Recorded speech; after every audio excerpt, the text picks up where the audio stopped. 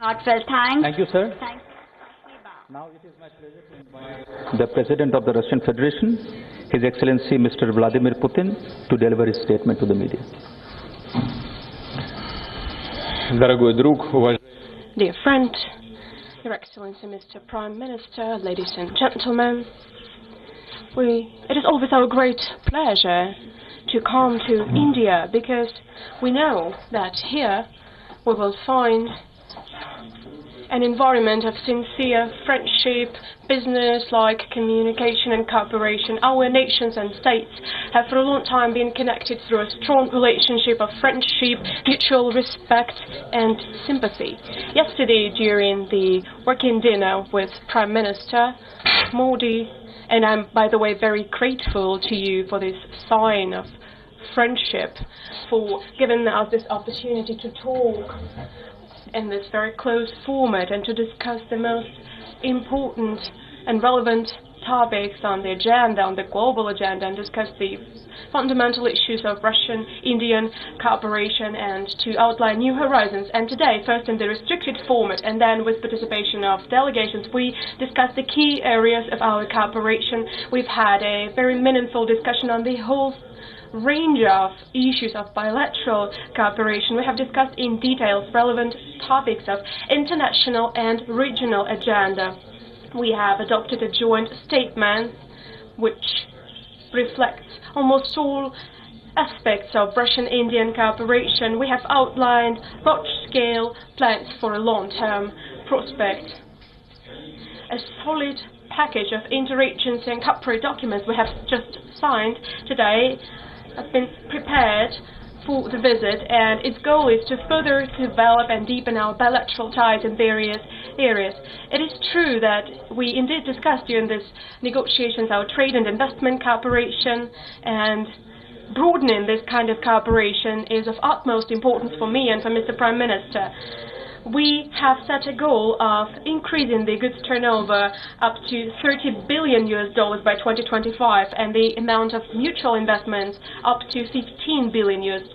And in this context, we were pleased to note that last year mutual trade grew by 21%, exceeding $9 billion. And over the 7 months of this year, it has added another 20%. If we proceed moving at this pace, we will be able to reach our goal even before the set framework. Business circles of Russia and India maintain close contacts. They implement large joint investment projects. Representative Indian delegations took part in St. Petersburg Economic Forum and in the Eastern Economic Forum in Vladivostok. And it is my great pleasure to once again invite Mr. Prime Minister to participate in the next Vladivostok Forum as the main guest at the Vladivostok Economic Forum in September 2019. Russian-Indian Business Forum is taking place in New Delhi these days, and Mr. Prime Minister and I will deliver a statement to its participants, and we will support useful initiatives to develop cooperation in key areas of economy and finance. Deepening our cooperation in energy sector is one of the topics that we have paid a lot of attention to together with Mr. Prime Minister. We gave a positive assessment of implementation of interagency program of cooperation in the strategic area. Russia is a reliable supplier of hydrocarbons to India. We are successfully implementing long-term contracts through Rosneft and Gazprom to ensure to supply the Indian economy with energy commodities. India imports Russia's liquefied natural gas. We're supplying this gas from Sakhalin-1 field in which Indian partners own 20%. In June, the first batch of LNG was sent to the Indian market within the framework of the contract between Gazprom and Gas Authority of India Limited. We also welcome interest of energy companies from India to expand their businesses in Russia. We're ready to consider the possibility of cooperating within such programs as Far Eastern LNG, Arctic, LNG2, and also other projects to explore natural resources of Siberia, Yamal, and continental shelf of the Russian Federation. We have discussed in detail the flagship project in the peaceful use of nuclear energy, Kudankulam nuclear power plant. The first 2 units of this nuclear power plant are gaining their full capacity. The 3rd and 4th units are being constructed. The 5th and 6th units are to be constructed next. According to the agreements that we possess, based on Russian high-tech technologies, we plan to build 12 power units in the next 20 years in India. We have touched upon strengthening our cooperation in industry and investment. We talked in particular about machine building, metallurgy, agriculture, medicine, pharmaceuticals, and biochemical technologies. We believe there is a good prospect for our joint cooperation in large infrastructure projects. In particular, Russian Railways company is ready to participate in the projects to build modern railroads in India. We have agreed that Russia will assist Indian partners in exploring outer space.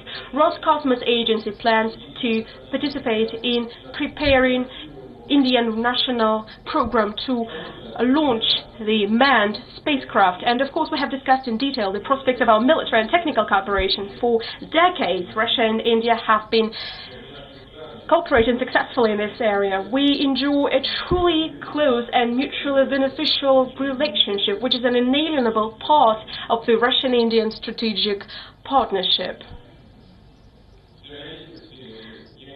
Our cooperation goes beyond supplies of Russian weapons. Our countries produce and develop jointly modern military products.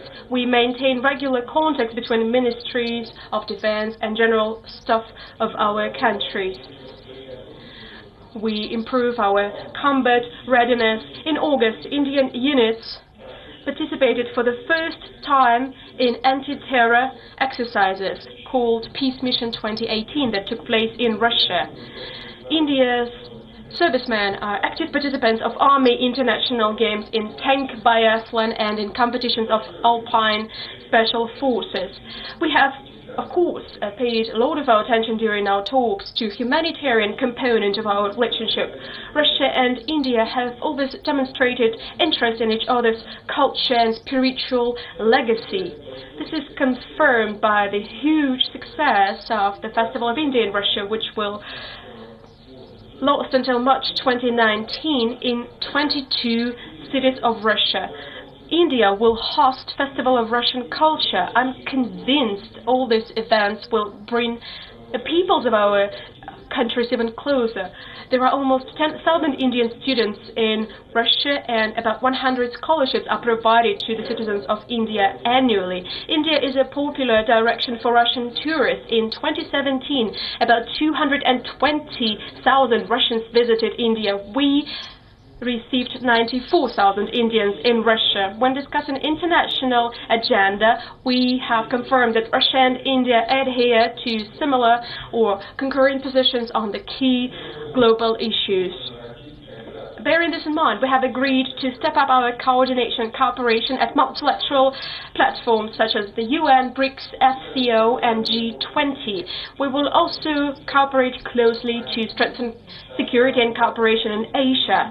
We will combat such challenges and threats as international terrorism, drug trafficking, and transborder crime.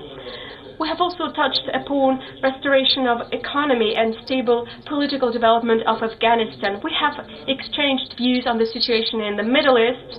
I have informed Mr. Prime Minister about the situation in Syria. We have also discussed the situation that came as a result of unilateral actions of the US to withdraw from the Joint Comprehensive Plan of Action on Iran's nuclear deal. And in conclusion, I would like to thank Mr. Prime Minister and all of our Indian friends and colleagues for these very meaningful and constructive negotiations. I'm convinced that their results will help further